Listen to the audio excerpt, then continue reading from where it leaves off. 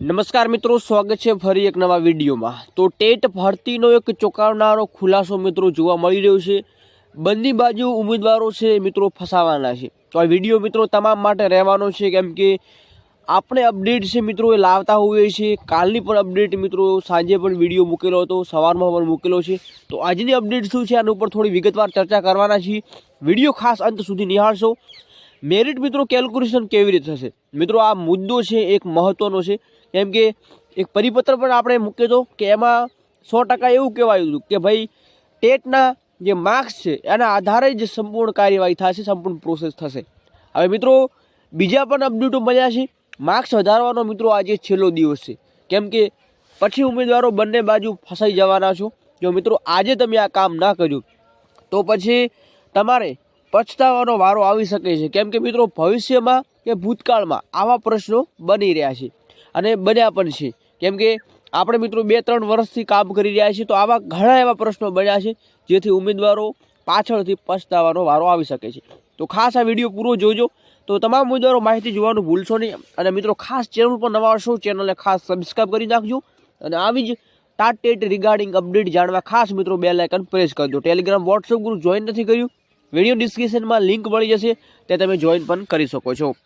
Update શું મળ્યા છે એના ઉપર થોડી ચર્ચા કરીએ।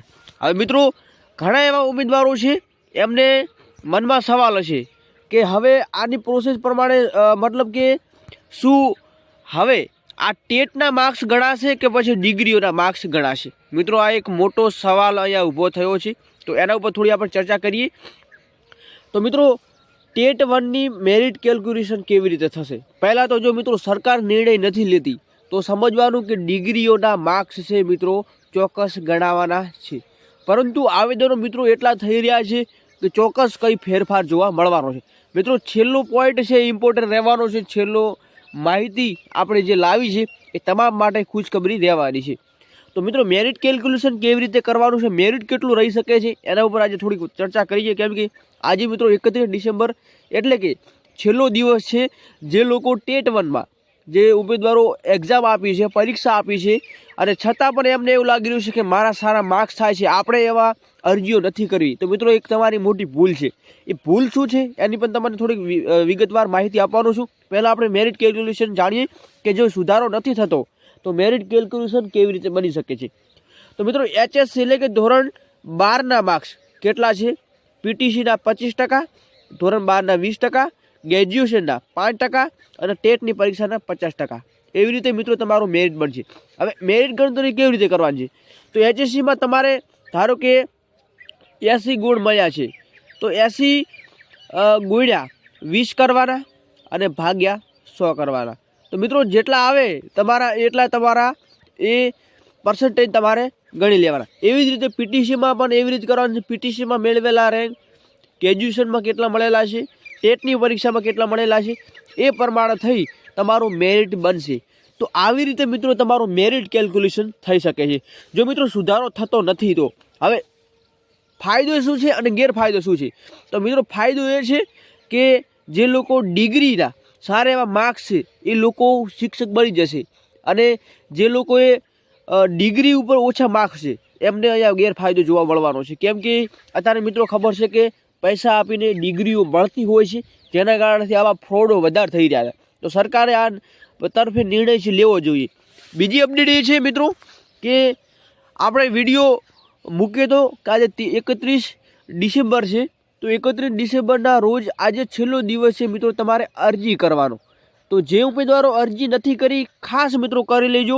મેરિટ તમને અહીંયા ભલે 2023ની ભરતીનું જે 5000ની ભરતી છે એમનું ઓછું લાગતું, પરંતુ આ મિત્રો અત્યારે 18,000 કરતાં પણ વધુ ઉમેદવારોનો સમાવેશ મિત્રો આ એક્ઝામમાં થયેલો છે, તો ચોક્કસ કંઈ ફેરફાર જોવા મળી શકે છે। વિજ્ઞાન પ્રવાહ સિવાય મિત્રો 68 પહેલા તબક્કામાં જોવા મળ્યું હતું। વિજ્ઞાન પ્રવાહમાં 51 જેટલું કટ ઓફ જોવા મળ્યું હતું। માજી સૈનિકમાં 60 જેટલું રહ્યું હતું। આ તો મિત્રો પ્રથમ તબક્કો। બીજા તબક્કામાં 1 થી 5માં મિત્રો વિજ્ઞાન પ્રવાહ સિવાયમાં 67 જેટલું કટ ઓફ, 67, 64 જેટલું કટ ઓફ રહ્યું હતું। તો મિત્રો આટલું કટ ઓફ રહ્યું છે તો ઘણા ઉમેદવારો હશે કે મેરિટ ઓછું જાય એ પ્રશ્ન નથી, પરંતુ મિત્રો ઓપનમાં છો તો 90 અને ઓપન સિવાય એટલે કે બિન અનામત છે, જેમને અનામત નથી મળેલું એમને 90 અને અનામત મળેલા છે એવા ઉમેદવારોને 82 લાવવા ફરજિયાત રહેશે. તો આ પણ એક ખાસ મુદ્દો ધ્યાનમાં લેવો. હવે મિત્રો આ છે કટ ઓફ બાબતે, પરંતુ આજે મિત્રો છે 31 ડિસેમ્બર. તો 31 ડિસેમ્બરની થોડી ચર્ચા કરીએ. તો 31 ડિસેમ્બરના રોજ આજે છેલ્લો દિવસ છે કે તમે અરજી કરો. કેમ કે મિત્રો જો તમારે 82 માર્ક્સ થતા હશે, કાલે પણ આપણે વિડીયોમાં માહિતી આપી હતી તો 82 માર્ક્સ થતા હશે અને મિત્રો 20 જેટલા એવા ભૂલો જોવા મળી છે પ્રશ્નપત્રમાં, આન્સર કીમાં, જેથી સુધારો ચોક્કસ થવાનો છે. તો એ 82 થતા હશે અને તમારા જો 81 80 જેવા જો થઈ ગયા તો પછી તમારે પછતાવાનો વારો આવી શકે છે. તમે બંને બાજુ પછતાવા મળશો. તો મિત્રો ખાસ જો ભૂલ તમારામાં કંઈ છે, તમારા આન્સર કીમાં કંઈ ભૂલ છે, ચોક્કસ મિત્રો અરજી કરજો. અરજીનો આપણે સ્ટેપ બાય સ્ટેપ વિડીયો મૂકેલો છે કેવી રીતે અરજી કરવાની છે. અને સાથે સાથે મિત્રો એ અરજી કરતી વખતે તમારે એ જે સરકાર માન્ય પુસ્તકો છે એની ખરાઈ મિત્રો ચોક્કસ જોશે. સરકાર માન્ય પુસ્તકોમાં જ્યારે તમે પ્રશ્નોની વિગતવારો તેમાં નાખશો ત્યારે તમારે પણ એ અપડેટ ઈમેલમાં કરવું પડશે કે ભાઈ આ પુસ્તકમાંથી આ પ્રશ્ન મળેલો છે અને આવી રીતે આ પ્રશ્નની પ્રોસેસ થાય છે.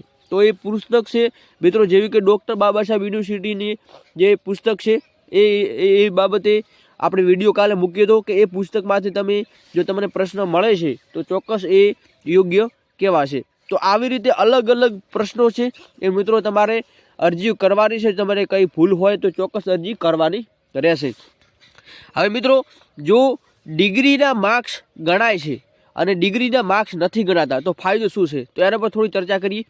તો મિત્રો ટેટ 1ની ભરતીમાં પરીક્ષાના ગુણના આધારે મેરિટ બનાવવાની માંગ ઉઠી છે. મિત્રો ફરી દરરોજ આવેદનો થતા હોય છે. આજે મિત્રો શિક્ષણ સચિવને રજૂઆત કરાઈ છે. તો ભુજ, કચ્છ, ઉદય ગુજરાત રાજ્ય શિક્ષણ વિભાગમાં વિદ્યા સહાયકોની ભરતી પ્રક્રિયાને લઈ ફરી એકવાર વિવાદ વંટોળ ઉઠ્યો છે. તાજેતરમાં લેવાયેલી ટેટ 1ની પરીક્ષાને આધારે થનારી આગામી ભરતીમાં શૈક્ષણિક લાયકાતના 50% ગુણ ભારને રદ કરી માત્ર પરીક્ષાના મેળવેલી ગુણના આધારે જ પારદર્શિતા ભરતી કરવાની રજૂઆત કરવામાં આવી છે. મિત્રો આપણને ખબર છે કે જો ડિગ્રીના માર્ક્સ નથી ગણાતા તો જે ફ્રોડ થાય છે એ મિત્રો ફ્રોડ થશે નહીં. કેમ કે ડિગ્રીઓ મિત્રો પૈસા આપીને ઉમેદવારો મેળવતા હોય છે.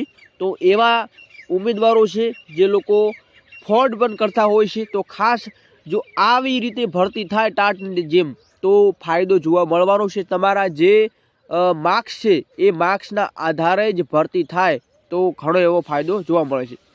તો નાણાંના જોરથી ઊંચી ટકાવારી ધરાવતી ડિગ્રીઓ ખરીદે છે તેઓ ટેટ 1 પરીક્ષામાં ઓછા ગુણ હોવા છતાં મેરિટમાં આગળ નીકળી જાય છે, જ્યારે રાત દિવસ મહેનત કરનારા ઉમેદવારો છે એ મિત્રો પાછળ રહી જાય છે. તો આ પણ એક મોટો પ્રશ્ન છે. તો બીજા અપડેટ મળ્યા છે કે મિત્રો જ્યારે શિક્ષણ વિભાગે પ્રમાણમાં કડક તપાસ ચીમકી આપી ત્યારે હજારો ઉમેદવારો સ્વેચ્છાએ મેરિટ લિસ્ટમાંથી પોતાનું નામ કમી કરાવી લીધું હતું. આ ઘટના સાબિત કરે છે કે કેટલા ઉમેદવારો સેટિંગ દ્વારા મેળવેલી ડિગ્રીઓના જોર મેરિટમાં સ્થાન મેળવ્યું હતું. જો આ ડિગ્રીઓ સાચી હોત તો ઉમેદવારો ક્યારે નામ પરત ખેંચવા મજબૂર ના બનોત. તો મિત્રો આ પણ એક પ્રશ્નો છે કે જ્યારે સરકારે જાહેરાત કરી હતી ત્યારે ઘણા એવા ઉમેદવારો છે એમનું નામ ખેંચી લીધું હતું. વર્ષ 2011ના જૂના નિયમ મુજબ ભરતીમાં 50% ગુણ ભારનો શૈક્ષણિક લાયકાત ગણાતો હતું, પરંતુ હવે મિત્રો 21 ડિસેમ્બરના ટેટ 1ની ભરતીમાં કોઈપણ પ્રકારના જોખમ વગર માત્ર મેરિટ અને ગુણવત્તાને પ્રાધાન્ય આપવામાં આવે એવી શિક્ષણ પ્રેમીઓ અપેક્ષા છે. જો સરકાર આ દિશામાં નક્કર નિર્ણય લઈ એકેડેમિક ગુણભાર નાબૂદ કરે તો ભવિષ્યમાં પ્રાથમિક શાળાઓમાં સાચા અને મહેનતાણુ શિક્ષકો મળી શકે. તો મિત્રો તમારું શું કહેવું છે ચોક્કસ લાઈવ કમેન્ટ સેક્શનમાં જણાવજો. બાકી નવી કંઈ લેટેસ્ટ નવા અપડેટ બીજા કંઈ મળે છે ચોક્કસ માહિતી આપવામાં આવશે. ત્યાં સુધી જરૂરથી ચેનલ સાથે જોડાઈ દેજો. જય હિન્દ, જય ભારત.